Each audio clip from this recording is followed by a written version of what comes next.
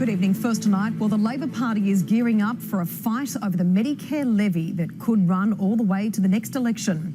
Labor doesn't like Scott Morrison's plan to raise it and will block the measure, and that would blow a $15 billion hole in the National Disability Insurance Scheme. Our reporter Jonathan Lee joins us now with the details from Canberra. Jonathan, how would Bill Shorten fund the NDIS? Good evening. Well, Labor proposes placing two levies or two taxes on the wealthy. What that enables them to do is frame the debate as the rich versus the poor.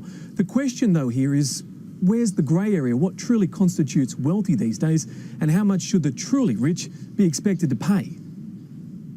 From town hall meetings, it is not a budget for young people, to new home sites, the budget sell is well underway on both sides of politics. It is a lot tougher to save. Not to mention get a new tax through the Senate, where Labor intends to block the government's 0.5% increase to the Medicare levy.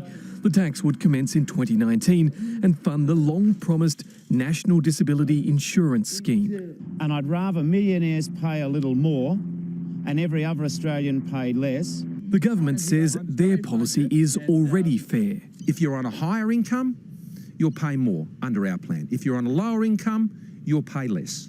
But all of us will share in the responsibility of helping our mates who are living with a disability. A position backed by Pauline Hanson, who controls 4 votes in the upper house. If we're going to increase the Medicare levy to support this, I think all Australians should be, sharing the load. The opposition wants the Medicare levy increase only applied to those earning over $87,000, workers it considers wealthy, saving 10 million Australians from a $15 billion tax hike.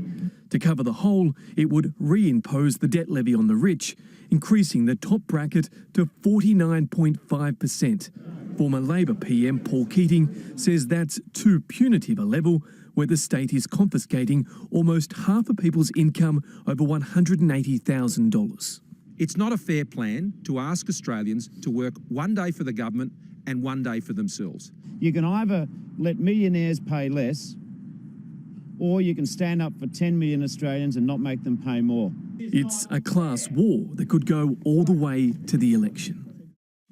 Now, the crossbenchers I spoke with today said this debate has a long way to go. What it does do is give those smaller, minor parties much more power to horse trade and negotiate over other issues, with a government that's desperate to look like it's getting things done. Natasha. Jonathan, thank you.